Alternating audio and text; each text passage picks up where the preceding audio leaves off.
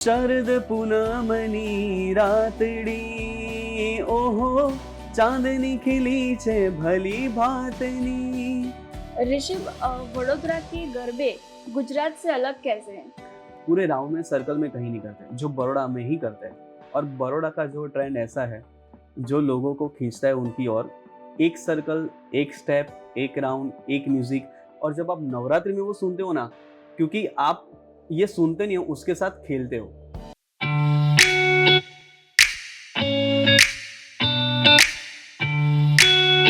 गुजरात की पहचान है गरबा और पारंपरिक गरबे की राजधानी है वडोदरा। आज हम गरबे की और पारंपरिक गरबे की बात करेंगे। आज हमारे साथ है गरबा गायक ऋषभ दोषी। ऋषभ, आपका स्वागत है हमारे इस पॉडकास्ट में। कैसे चल रही है इस बार की तैयारी? इस बार की तैयारियां बहुत जोर शोर से चल रही है। हमारा जो ग्रुप है, सिंगिंग ग्रुप, वो वडोदरा का यंगेस्ट ग्रुप है। और इस बार काफ़ी सारी प्रैक्टिस हमने की है और इस बार मज़ा आने वाला है। इस बार आप कौन सा नया गरबा गाने वाले हो? हमें 2 लाइन गाकर सुना सकते हो? इस बार जो काफ़ी फेमस हुआ था और जो कि वडोदरा में बहुत रेयर परफॉर्म होता है, नौ लखाई लोबाड़ियों, तो वो गरबा हमने प्रिपेयर किया है और सारे सिंगर्स ने और हमारी टीम ने। तो वो एक नया नजराना है। उसके बाद काफ़ी सारे ऐसे गरबे हैं जो ट्रेडिशनल तो है ही, बट जो बड़ौदा में काफ़ी अरसों से वो गाया नहीं जाता, तो वो हमने ट्राई किया कि इस बार हम वो भी गरबा सब गाएंगे। तो हमें 2 लाइन गाकर सुना सकते हो? जी डेफिनेटली। हे नव लखायलो बड़ी याड़ियो भेड़ियो माड़ियो मडने रास रमे ओली काली छाबड़ियो लाल धाबड़ियो फूल छाबड़ियो शेर फरे हये हम हसड़ियो माणक मड़ियो ओ माँ। मेरा जो फेवरेट गरबा है उसकी मैं 2 लाइन सुनाता हूँ। शरद पूनमनी रातड़ी ओहो चांदनी खिली छे भली भातनी।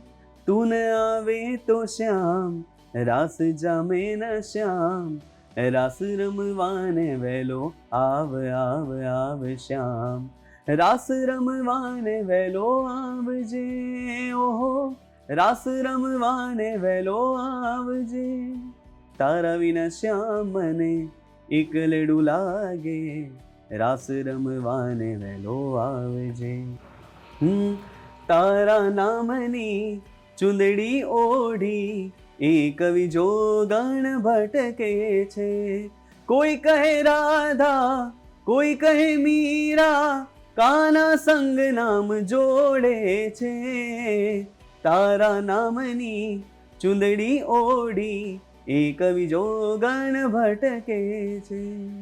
हे रात रूपले मढ़ीने कोण आव्यू हे रात रूपले मढ़ीने कोण आव्यू संग चांदानु चांदर डुलाव्यू संग चांदानु चांदर डुलाव्यू।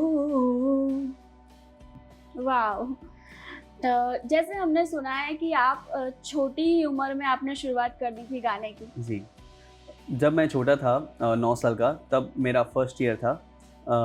उसके बाद काफ़ी टाइम लगा सीखने में, करने में, और फिर लीड सिंगर बना।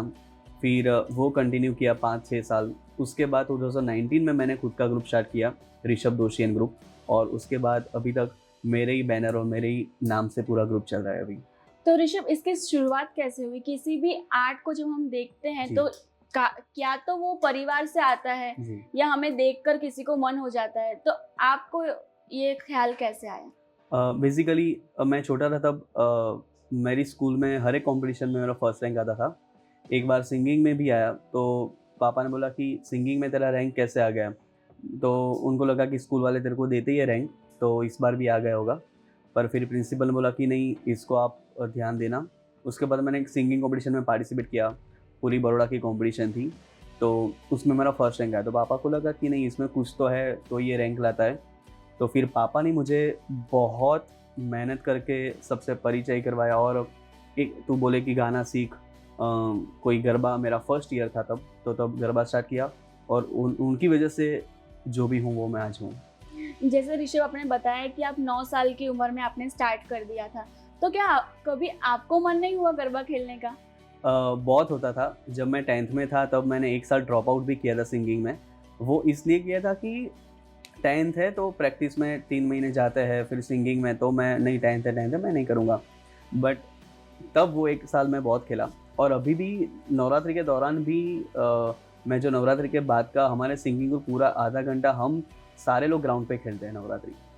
ऋषभ, जैसे इस बार बारिश हुई थी और कहा जा रहा है कि गरबे में भी बारिश होगी, तो जी। आपके उत्साह में कुछ कमी आई?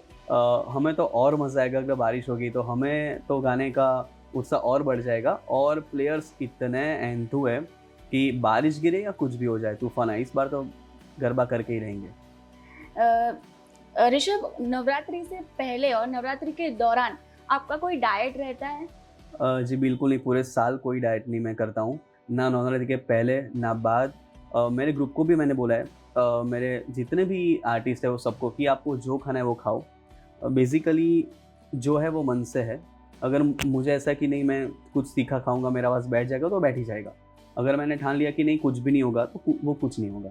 ऋषभ, आप सिंगिंग के अलावा कुछ करते हैं या फुल टाइम यही? जी, सिंगिंग के अलावा मैं क्यूब कंस्ट्रक्शन में हूँ, तो 2015 से वहाँ क्रिएटिव हेड हूँ, तो वो भी मेरा एक है। ऋषभ, कहते हैं कि गरबा माँ शक्ति की भक्ति है, जी तो कभी आपने कोई चमत्कार देखा है?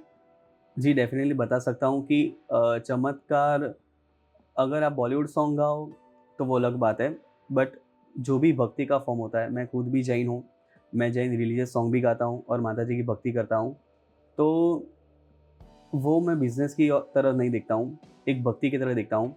और मैं आज तक हूँ, जितना भी मेरा नाम है, जितने भी लोग पहचानते हैं, कि जितना हो वो सब भक्ति से ही है। और मेरा तो पहले से कि मेरे पापा का भी था कि तू भक्ति में आगे जाना, पैसे की तरफ मत देखना। ऋषभ, वडोदरा के गरबे गुजरात से अलग कैसे हैं? बड़ौदा में पहले तो मैं बताऊं कि पूरे वर्ल्ड में गरबा होता है, उसमें भी अभी तो यूनेस्को ने एक रिकॉग्नाइज दिया है गरबा को, उसमें भी बड़ौदा की बात आए। मैंने बहुत जगह परफॉर्म किया है पूरे इंडिया में, तो लोग डोम होते हैं, छोटे छोटे ग्राउंड होते हैं, तो वहाँ पूरे राउंड में सर्कल में कहीं नहीं करते, जो बड़ौदा में ही करते हैं। और बड़ौदा का जो ट्रेंड ऐसा है जो लोगों को खींचता है उनकी ओर, एक सर्कल, एक स्टेप, एक राउंड, एक म्यूज़िक। जैसे तारा विना श्याम जो मैं गाता हूँ वो पूरे बड़ौदा में वही सेम, उसमें ना प्लस माइनस।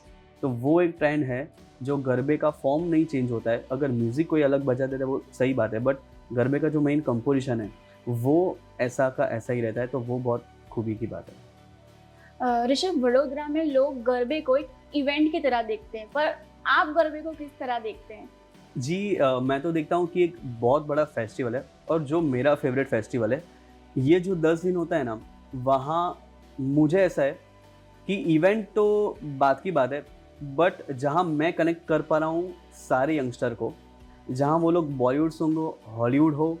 मैं आज बात बता रहा हूँ कि अभी जैसे ट्रेंड चला था, कोल्डप्ले की टिकट्स किसी को नहीं मिल रही थी, तो मुझे नहीं लगता कि बड़ौदा के लोग इतने माने रखते हैं कोल्डप्ले को।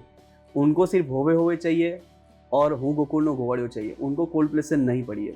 तो वो इवेंट नहीं है, ये एक आराधना है माता जी की, और जहाँ सारे बच्चे हो, बूढ़े हो, यंगस्टर हो, सारे लोग आके माता जी की भक्ति करते हैं। ऋषभ, जब हम लोग गरबा खेलने जाते हैं तो हम लोग वही सॉन्ग बार बार सुनते हैं, मगर हर साल बहुत ही अलग एक्साइटमेंट होती है, वो क्यों होती है? जी, एक्चुअली गरबा क्या है कि वो फोक म्यूज़िक है जो लोकगीत बोलते हैं, और पूरे साल आई थिंक मुझे नहीं लगता कि कोई सुनता होगा। जैसे नवरात्रि नज़दीक आती है, जैसे प्लेलिस्ट चेंज होता है, तो ऐसे ही जैसे नवरात्रि क्लोज आती है प्लेलिस्ट चेंज होने लगता है। वो चाहे जिम में जाओ, आप कार में जाओ, लॉन्ग ड्राइव पे जाओ, कहीं पे भी जाओ, और जब आप नवरात्रि में वो सुनते हो ना, क्योंकि आप ये सुनते नहीं हो, उसके साथ खेलते हो, तो उसका मज़ा अलग है। वो चाहे 1 साल नहीं, आप 100 साल सुनोगे तो 100 साल तक आपको सेम मज़ा आएगा, मज़ा बढ़ेगा, आपको कम नहीं होगा। ऋषभ, जब हम गरबा खेलने जाते हैं तो हम ऐसा सोचते हैं कि हमारा जो सिंगर हो वो बहुत ही अच्छा परफॉर्म करे और बहुत अच्छा गाए, जिससे हमें खुशी हो। तो आप क्या चाहते हो? जैसे मैं गरबा स्टार्ट करता हूँ, मेरा क्राउड की मैं बात करता हूँ, अगर मैं 5 मिनट का हूँ, 10 मिनट, 15 मिनट, आधा घंटा, 2 घंटा, 3 घंटा, मैं उनके साथ कनेक्ट रहता हूँ। हर गरबे के बीच में मेरा कोई ना कोई, मैं कुछ ना कुछ ऐसी लाइन मेरी कनेक्ट उनसे करती है। जैसे कोई भी गरबा चेंज हुआ, मैं इंटरेक्ट करता हूँ क्राउड के साथ, तो वो लोगों को भी मज़ा आता है, और वो लोग मेरे साथ चिल्लाते हैं, शोर मचाते हैं। मैं बोलता हूँ मेक सम नॉइस, तो वो लोग इतना चिल्लाते हैं, पूरा ग्राउंड आप बाहर तक पूरी आवाज़ आती है। तो वो मुझे बहुत पसंद है, क्योंकि क्राउड इतना रिस्पॉन्स हमें कर रहा है तो हमें और गाने की मज़ा आती है। ऋषभ, बहुत बहुत धन्यवाद हमसे बात करने के लिए। तो ये थे गरबा गायक ऋषभ दोषी। आपको हमारा ये वीडियो कैसा लगा हमें कमेंट में ज़रूर बताएं।